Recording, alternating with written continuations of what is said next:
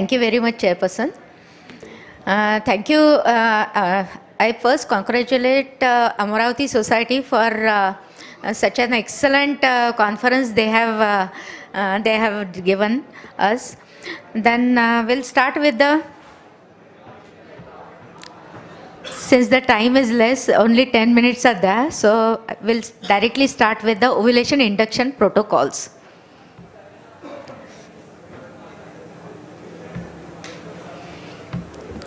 Friends, all of you know, triggering oocyte release from the relatively mature ovarian follicle by drug is called as ovulation induction. What is ovulation? Ovarian stimulation is in stimulation you will be getting more than 2 follicles, but in induction you may get 1 or you may not be getting follicles also. So major concern is in PCOD. So all of you know the physiology of ovulation. Hypothalamus secretes gonadotropin releasing hormone, which in turn stimulates anterior pituitary and which secretes FSH-LH. This FSH will then induce the formation of estrogen, and LH will act on the corpus luteum will be stimulated because of the LH and which will secrete progesterone. This physiology of ovulation means there is a cohort of primordial follicle which then goes into a pre-antral stage, then to pre-ovulatory stage. This pre-antral stage needs the FSH to increase the follicular size. Then pre-ovulatory stage will then be followed by the dominant follicle. Hormones in PCOS, there is increase in the androgens, increase AMH production, increase insulin, rather there is insulin resistance, and there is increased LH secretion is there. So there is stromal hypervascularity, subfertility, anovulation, and there is high chance of OHSS. So the problems with the ovulation is excessive number of oocytes are there, and there is increased estrogen, so there will be increased chances of OHSS. So what is the management of PCOS? The first line of treatment is the lifestyle management, and the second line of treatment will be the drugs, oral drugs, mainly clomiphene citrate and the letrozole.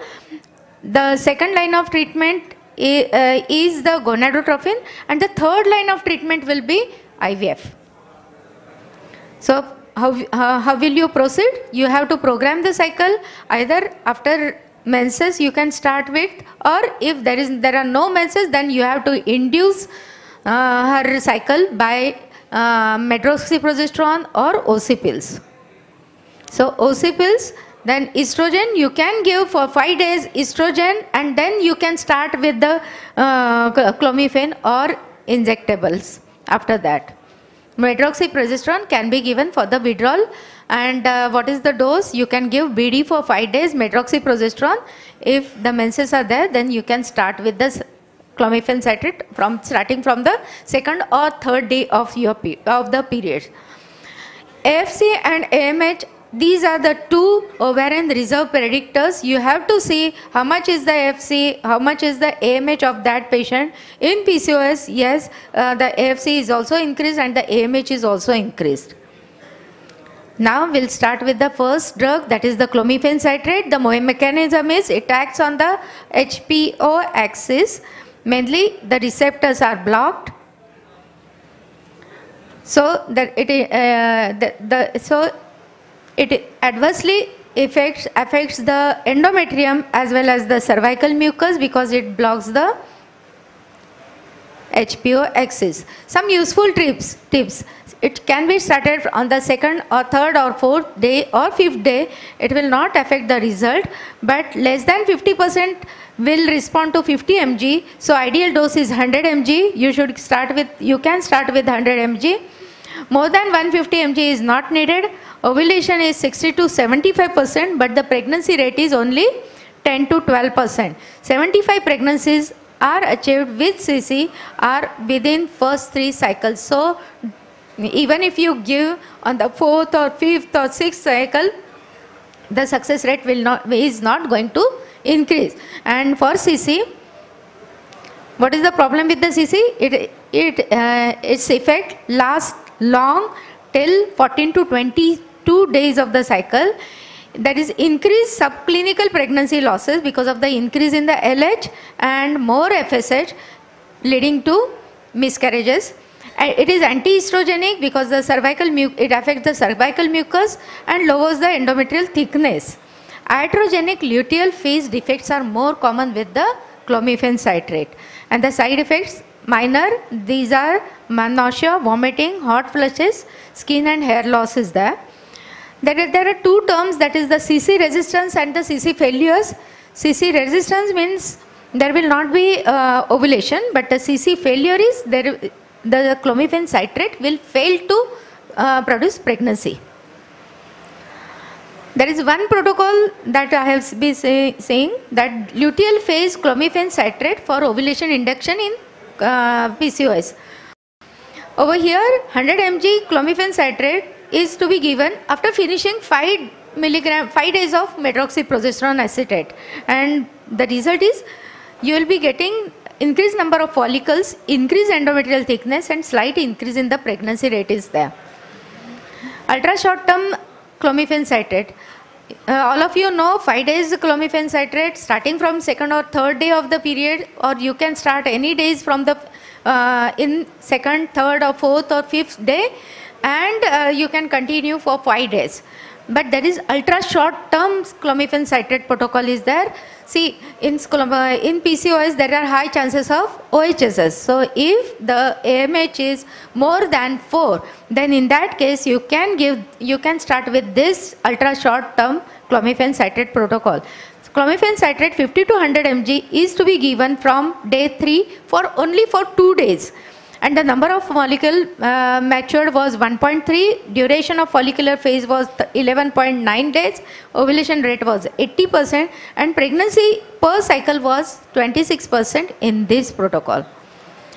There is another protocol, means there are we can add some adjuvants in this case whenever there is clomiphene resistant.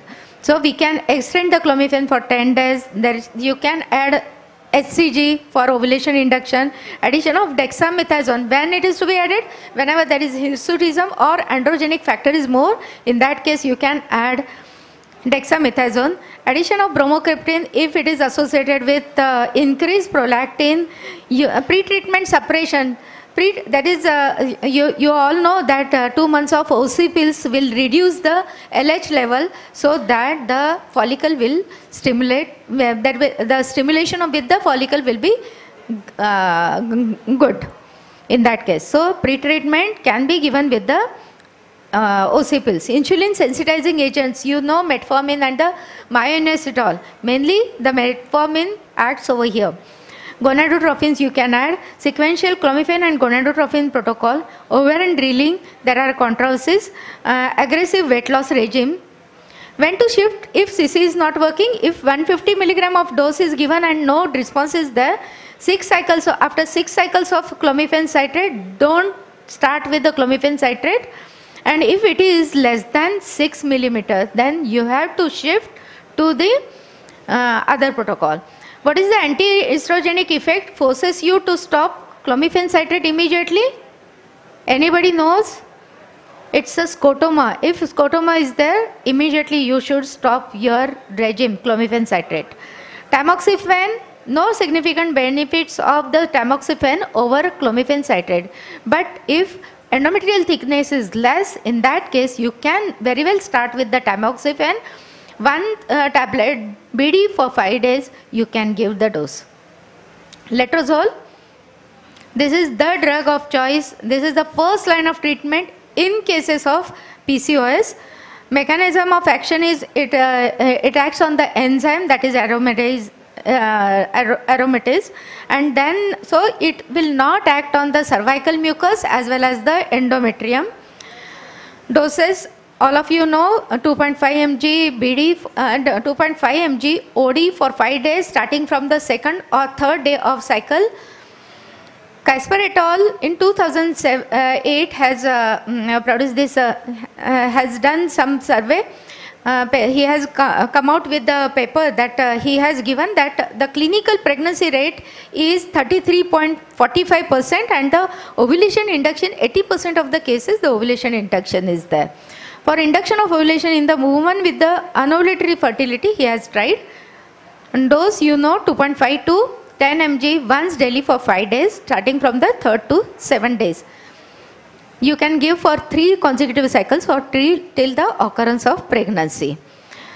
So you will be seeing the pregnancy rate will be increased and the monofollicular growth is there if you use single dose, that is the 2.5 mg dose. If it is used, you will be getting monofollicular growth.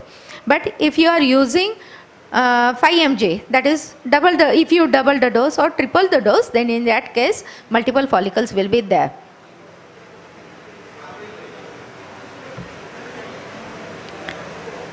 So what are other protocols? That is the extended protocol for CC resistant PCOS woman. That is, you can start with the 2.5 mg letrozole daily starting from 1 to 10 days of the 1 to 10 days. You can start from the second day. You can give for 10 days. But see the success rate, it is 17.4% only. If you start with the 5 mg daily dose fixed dose protocol, it is for the super ovulation. You can start with the on the second day 5 mg of letrozole daily from 3rd to 7th day of the menstrual cycle. Here you will be getting success rate of 21% to 21% success rate is there. This is the most used ideal protocol. Then the step-up protocol, whenever there is a resistant ovary, resistant to clomiphene as well as to the letrozole, in that case this is my favorite protocol, wherein you can start with the 1 tablet of that is 2.5 mg of letrozole on the first day, then you can increase double, triple, and then you can give 4 tablets on the 4th day. So first day 1 tablet, second day 2 tablets, third day 3 tablets, and 4th day 4 tablets. This is the step-up protocol. You will be getting monofollicular growth as well as the incidence of ovulation will be around 90% in this case. And the pregnancy rate will increase. Gonadotropin, yes, it is the second line of treatment. Whenever there is resistance, it is resistant to CC and unexplained infertility and mild and moderate type of that is grade 1 and 2 endometriosis cases. You can start with these gonadotropins. And the IUI cycles you should use these gonadotropins. What is which gonadotropins to be used? Recombinant or urinary? Both you can use. You can use either recombinant or urinary. The success rate is same in that case. Then the gonadotropins, you should keep in mind the cost, cold chain availability. Cold chain, this temperature should be ideally between 2 to 8 degree only. It should be available. No trigger if it is more than 4 follicles are there, and watch for OHSs. And in this case, sonography monitoring is must. Whenever you give gonadotropin, you can use either FSH or HMG. You can the protocol, ideal protocol is starting from the day 3. Either you start with the 75 international unit of FSH or 150 depending upon the body weight as well as the age of the patient. And you can start with the gonadotropin from the 3rd day of the period till the 7th day. Then wait for the follicle to grow till 18 to 25 millimeter, and then you can give HCG trigger. And after HCG trigger, after ovulation, you should add the luteal phase support, that is the progesterone. Step-up protocol, 2 minutes.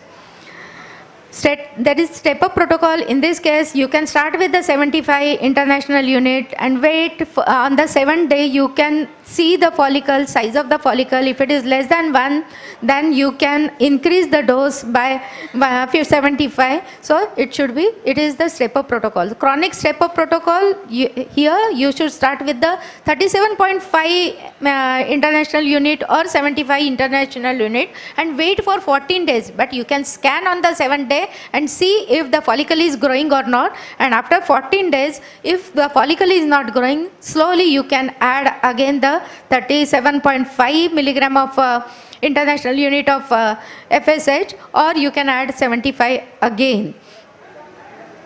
Step down protocol, it is 150 international unit of FSH. Then you can lower the dose 113, then 75. You should reduce the dose. Then the sequential protocol, wherein you should start with the higher dose, low dose step up, and then you can reduce the dose. This is the step up and the step down protocol.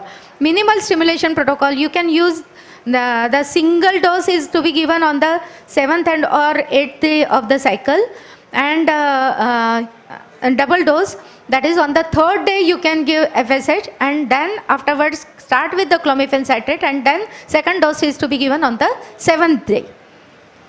So outcome of the gonadotrophins, you should watch for the multiple pregnancy as well as the OHSS. This is the normogram for the IUI. Clomiphene citrate and letrozole and the gonadotrophin protocol. See, gonadotrophins are added with the either clomiphene citrate or clomiphene citrate or letrozole. It is cost effective. Lesser gonadotrophin doses are required. Less monitoring. Lower OHSS is there, and the pregnancy rates are comparable to gonadotrophins, and it is better than clomiphene citrate. Clomiphene citrate versus letrozole with the gonadotrophins gives same success rate. This is the paper.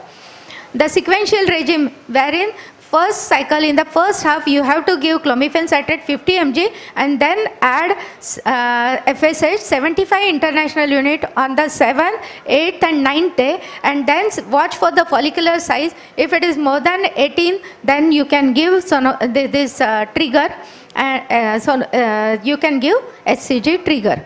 This is the sequential. If you can summarize, ma'am, the time is up. 1 minute. Conjunctional regime, wherein you can start with the clomiphene citrate and add on the after 2 or 3 tablets you can add FSH. Then the single dose, I told you. Metformin, there is also a step up protocol because of the test, because of nausea, vomiting. You can start with the 500, then you can increase 500 mg BD, and then TDS, that is the ideal dose, that is the 1500 milligram. There is another protocol, that is ultra short metformin protocol, wherein you can start with the clomiphene citrate along with the metformin for 5 days. Antagonist in IUI, there is no role, but 24% of the PCOA will have LH surge. Whenever there is a LH surge, you can add antagonist. Trigger, all of you know, 18 millimeter. If it is gonadotrophin, give trigger at 18 millimeter. But if the clomiphene citrate or letrozole are used, in that case, you should give trigger at 20 to 28 millimeter of follicle. Drugs use, definitely it is the HCG. Take home message, proper planning and patience is needed for the ovulation induction. PCOA is difficult nut to crack. Trigger should be in time. Adequate luteal support is to be given. Yes, कर्मण्ये वाधिकारस्ते मा फलेषु कदाचन. Whenever we give the ovulation induction, we should do our work sincerely and let the God take over, so that the ovulation induction will be there. So thank you very much for the patient hearing, and do come to Nasik. Next AMOG is in Nasik. I am the chairperson of that AMOGs. So next year on 12th, 13th and 14th of February, you should come to Nasik. Yes. Thank you.